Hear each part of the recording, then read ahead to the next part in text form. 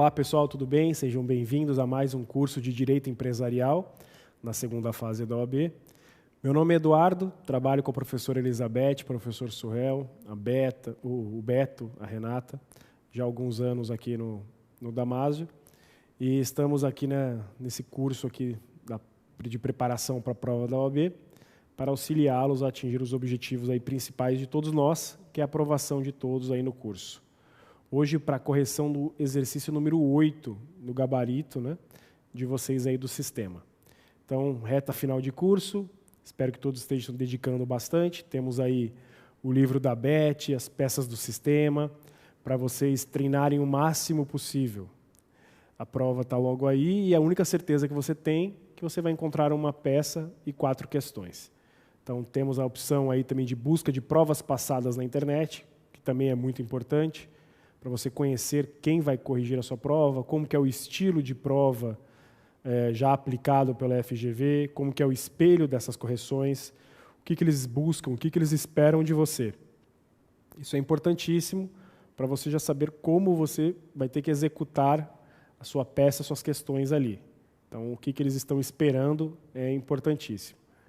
E o que a gente espera de vocês é também uma dedicação aí, estudo e prática. Então, não adianta ficar se matando com doutrinas agora, o importante é praticar. Então, peças e questões.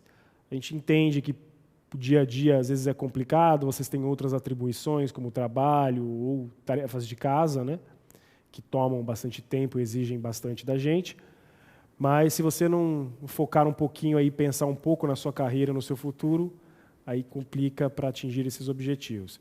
Então, se você não tiver o tempo necessário para desenvolver a peça ou a questão por completo, pelo menos faça o esqueleto da peça ou procure os artigos que possam responder aquela questão ou fundamentar o mérito na sua peça. Só isso já vai, com certeza, te dar uma luz ali e te estimular a encurtar o caminho na hora da prova. Você vai aprender a mexer com o código, saber aonde buscar cada questão crucial, e isso encurta seu caminho ali na hora da execução. Perfeito? Então vamos para o exercício aqui, atividade número 8 do sistema de vocês. Uma peça, vamos fazer a leitura do enunciado 1 ou 2 vezes, grifar as partes principais e aí sim partir para o esqueleto da nossa peça. O que é o esqueleto da peça? O esqueleto nada mais é do que um rascunho que você tem, um sistema ali de apoio. Você não vai ter tempo de fazer um rascunho de forma completa, são 5 horas ali para uma peça e 4 questões, é apertado. Então você vai utilizar esse rascunho ali como uma cola, como uma forma de auxiliar, um apoio para você, na hora de passar a limpo, não esquecer de nada.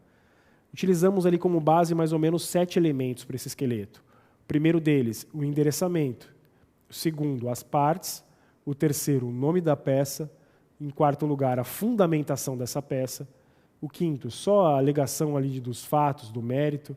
Você não vai escrever os fatos e o mérito por completo no seu esqueleto, para não perder tempo.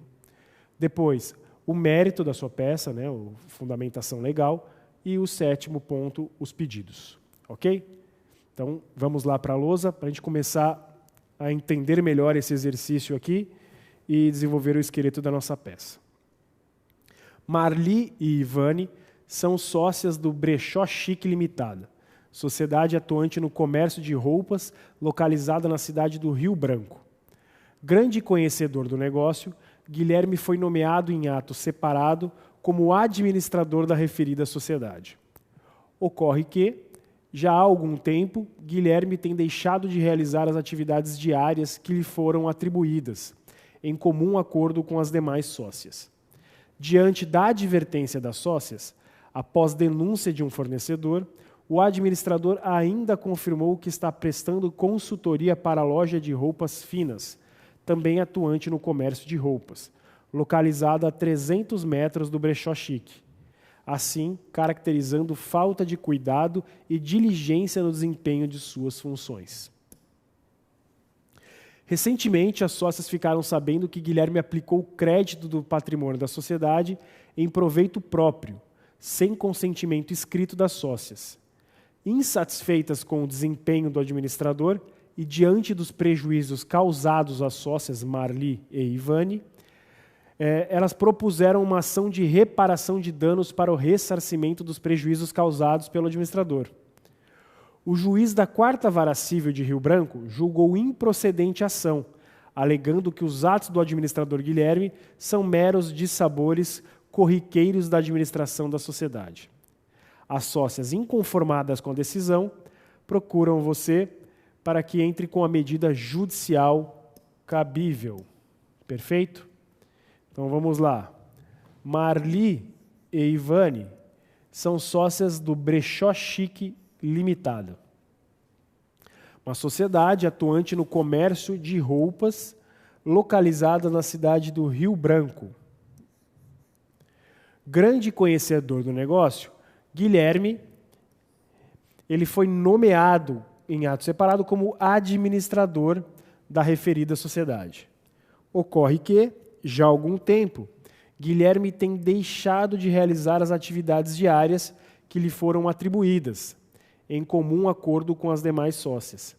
Diante da advertência das sócias, após denúncia de um fornecedor, o administrador ainda confirmou que está prestando consultoria para a loja de roupas finas, também atuante no comércio de roupas e localizada a 300 metros do Brechó Chique.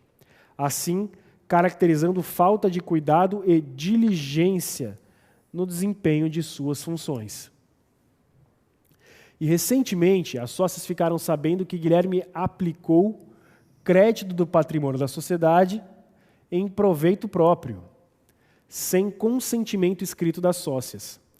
Insatisfeitas com o desempenho do administrador e diante dos prejuízos causados às sócias, Marli e Ivani, elas propuseram uma ação de reparação de danos para ressarcimento dos prejuízos causados pelo administrador. O juiz da 4ª Vara Civil de Rio Branco julgou improcedente a ação, alegando que os atos do administrador, Guilherme, são meros dissabores corriqueiros da administração da sociedade. As sócias inconformadas com a decisão procuram você para que entre com a medida judicial cabível. Vamos lá, então, após a leitura do enunciado, podemos identificar que já há uma ação que foi proposta, certo? Perante a 4ª Vara Civil de Rio Branco, e o juiz julgou improcedente essa ação, falando que aqueles atos ali de administração da sociedade são corriqueiros, são meros dissabores ali para as sócias. Ou seja, ele não agiu de má fé, nem agiu com negligência, ele não estava praticando atos estranhos ao exercício da atividade ali da empresa, certo? Então, por conta disso, o juiz julgou improcedente a ação. E aí, você, o advogado do caso, foi procurado para tomar a medida judicial cabível. Então, vamos lá. Já existe uma ação em andamento, então não é uma petição inicial. A ação foi julgada improcedente, ou seja, não é nenhum tipo de defesa, não é uma contestação, não é uma réplica. Então, já tem uma decisão. E você está insatisfeito com aquela decisão, ou seja, você tem que recorrer daquela sentença. Qual é o recurso aplicável a uma sentença? Bom, como ela é uma sentença terminativa, aqui no caso, que julgou improcedente a ação, o recurso cabível é uma apelação, perfeito? Então, a peça aqui, no caso, é um recurso de apelação. Vamos aqui para a lousa para o endereçamento da nossa peça. Quem é o juiz prevento para receber esse pedido, esse recurso, né, essa interposição no recurso de apelação? É o juiz de primeiro grau, é o juiz da 4ª Vara Civil de Rio Branco.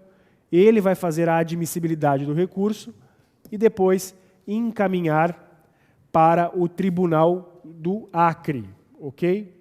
Então, sempre de forma completa, gente, sem abreviar e sem inventar nenhum tipo de informação. Excelentíssimo senhor doutor juiz de direito da 4ª Vara Civil da comarca de Rio Branco, do estado do Acre. Ok? Então, aqui você sabe que aquele juiz que julgou a ação da 4ª Vara Civil de Rio Branco é o juiz prevento, é o juiz de admissibilidade que vai receber o seu recurso de apelação e depois encaminhar para o Tribunal do Acre, que é o tribunal competente para julgar esse recurso. Perfeito? Seguindo, quais são as partes aqui do nosso recurso? Quem que é o apelante? Bom, o apelante é o cliente que te procura para ingressar com a medida judicial cabível. No caso aqui são as sócias, Marli e Vani, e a sociedade Brechó Chique, porque ela também teve prejuízos com esses atos ali de administração do Guilherme. Então, essas são as pessoas ali para figurar no seu polo ativo aqui do recurso. Tem necessidade de qualificar as partes? Bom, por ser um recurso de apelação e o juiz de admissibilidade ser o juiz de primeira instância, não haveria necessidade de qualificação completa das partes. Mas, caso você queira ali, para evitar qualquer tipo de prejuízo, qualificá-las, também não tem problema nenhum. Perfeito? Então, aqui, apelante Marli e Vani e a sociedade Brechó Chique Limitada.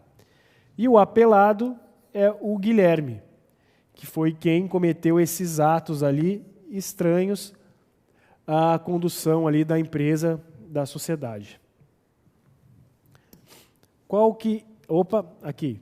Quando você faz o pedido de apelação, você tem uma petição ali, uma primeira parte, que é essa petição de interposição do recurso. Então, você vai endereçar ali para a 4ª Vara Civil de Rio Branco, vai colocar o nome das partes, vai informar aquela palavrinha-chave que é para o recurso de apelação, interpor, né, com fulcro nos artigos tal, que vamos ver aqui para frente, o recurso de apelação tal. E aí vai informar que as custas aqui, que a juntada do preparo, ela foi feita, né? Então as custas de preparo foram juntadas, vai pedir a admissão e conhecimento do recurso, do primeiro grau, e a remessa dos autos para o Tribunal de Justiça. Então aqui, o juiz faz o pedido, você faz o pedido de admissão e conhecimento do recurso. Para o juiz de admissibilidade, pede a remessa para o Tribunal do Acre, informa que as custas ali de preparo foram juntadas e pede a intimação dos apelados para que apresente as contrarrazões dentro do prazo legal ali, que é de 15 dias, como determina o parágrafo 1º do artigo 1010 do CPC. E é uma petição de apelação, como falamos, um recurso aqui de apelação, fundamentado nos artigos 1009 e seguintes do CPC. E vai fazer o breve relato dos fatos. O que seria esse breve relato dos fatos?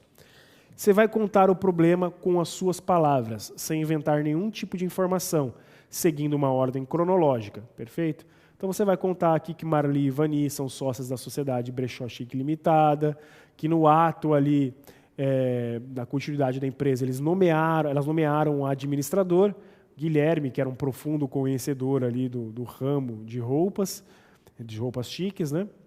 E que ao longo desse trabalho, ao longo dessa administração da sociedade, elas receberam informações e verificaram que Guilherme prestava um tipo de assessoria a uma loja concorrente e que também exercia outras atividades alheias à administração daquela empresa. E utilizou recursos da empresa, para proveito próprio. Então você vai contar a história ali, sem inventar informação e sem perder muito tempo também. E espaço, que é o principal para você na hora da prova. Ok? E aí segue para o recheio da sua peça, para a parte mais importante, que é o mérito recursal, é a fundamentação jurídica. Então aqui você vai falar que o administrador da sociedade, ele deve empregar no exercício da sua função o cuidado e diligência que todo homem ativo e probo costuma empregar na administração do seu próprio negócio, com base aqui nos artigos 1011, por aplicação do 1053 do Código Civil. Vai falar também que o administrador que, sem consentimento por escrito dos sócios, aplicar créditos ou bens sociais em proveito próprio ou de terceiros, terá de restituí-los à sociedade ou pagar o equivalente com todos os lucros resultantes. E se houver prejuízo, por ele, né? Também responderá, nos termos do artigo 1017, também por aplicação do artigo 1053 do Código Civil. E aqui é uma dica importante, mas antes disso, toda vez que você tiver um artigo de lei principal ali que fundamente a sua resposta, é importante você destacá-lo na hora da prova ali, né? E transcrever. Então você pode colocar aqui o artigo e mostrar ali para o examinador que você atingiu ali as expectativas na resposta da sua questão. E aí você também tem que desenvolver um raciocínio jurídico na hora da sua peça. Então primeiro você faz ali um parágrafo de introdução ao assunto, ao tema, conta uma historinha. Depois você cita um artigo de lei que possa resolver aquela situação. Depois você faz o link entre o artigo de lei e o caso concreto. E, por último, um parágrafo de conclusão, terminando ali a sua peça. Então, de forma escrita, eu trouxe dessa forma. No mérito, sugerimos que aborde sobre os artigos mencionados, relacionando os artigos ao caso concreto, que é o que chamamos de subsunção dos fatos à norma. Primeiro, faça uma breve introdução do tema. Depois, o artigo de lei e depois a aplicação no caso concreto. E, para terminar, o parágrafo de conclusão. E aí você pode utilizar alguma dessas expressões aqui, como deste modo, portanto, assim, resta claro. Aí vai do estilo de cada um de vocês.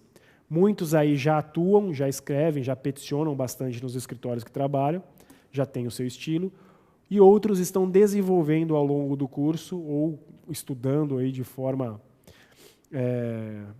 autodidata aí em casa, né? E criando o seu próprio estilo. Não tem problema nenhum. A ideia aqui é não jogar o artigo e achar que eles vão atribuir ponto por conta disso. Demonstre ali o raciocínio e uma sequência lógica para a aplicação disso no caso concreto. Ok? E terminando a nossa peça, o nosso recurso de apelação, com o pedido. Então, o primeiro pedido é o pedido de recebimento do recurso de apelação nos seus regulares efeitos devolutivo e suspensivo, com base no artigo 1012, caput do CPC. A prova da FGV, a prova da OAB aqui no caso, né, ela é uma prova totalmente legalista. Você tem o auxílio do código para fazer a prova, então todo pedido, todo mérito, qualquer coisa que você for pedir no processo, na petição aqui no caso, você precisa fundamentar com um artigo legal, até mesmo o pedido, ok? Então, toda vez que tiver um artigo de lei, indique-o. No caso aqui, esse pedido de recebimento do recurso de apelação, nos seus regulares efeitos devolutivo e suspensivo, está previsto no artigo 1012, caput do CPC. Vai pedir também essas duas palavrinhas chaves aqui para o recurso de apelação. Conhecimento e provimento do recurso, para o fim de haver a reparação dos danos provocados pelo administrador. Ou seja, essas palavras-chave aqui que você está pedindo para o desembargador, para ele conhecer o seu recurso e, no mérito, dar provimento. E no caso aqui, o que você está buscando? Essa reparação de danos. Então você coloca ali no seu pedido principal, conhecimento e provimento do recurso, a fim de que seja determinada a reparação dos danos pelos atos praticados pelo administrador Guilherme. Ok? E seguindo com o pedido, vai pedir também a inversão dos ônus de sucumbência, com base no artigo 85, parágrafo 1º do CPC. Por que essa inversão do ônus de sucumbência? O que acontece? Como a ação foi julgada improcedente, na primeira instância, o enunciado não trouxe essa informação, mas com certeza você foi condenado ao pagamento de custas e honorários advocatícios, sucumbenciais, esses ônus sucumbenciais. Então, quando você está pedindo a apelação, essa reforma dessa decisão, você está pedindo a inversão desses ônus. Ou seja, além de você ganhar o mérito ali, que o Guilherme seja condenado a reparar esses danos causados, eles também serão penalizados com base nas custas e honorários de sucumbência. E aí vai terminar a sua peça com termos em que pede deferimento, local, data, advogado, OAB. Aqui também, sem inventar nenhum tipo de informação. Você pode peticionar de qualquer cidade do país. Então, não é porque o processo está acontecendo em Rio Branco, no Acre, que você não possa peticionar aqui de São Paulo. Então, não indique cidade, não indique OAB, nem nome de advogado. Isso pode causar uma identificação na sua prova e a sua prova pode ser zerada. Ok? Então, atente-se a esse fato aí. Então, essa foi a correção do exercício número 8 do sistema de vocês, do gabarito, um recurso de apelação. Espero que todos tenham compreendido e desejo a todos uma ótima sequência aí de curso. Tá certo? Um grande abraço.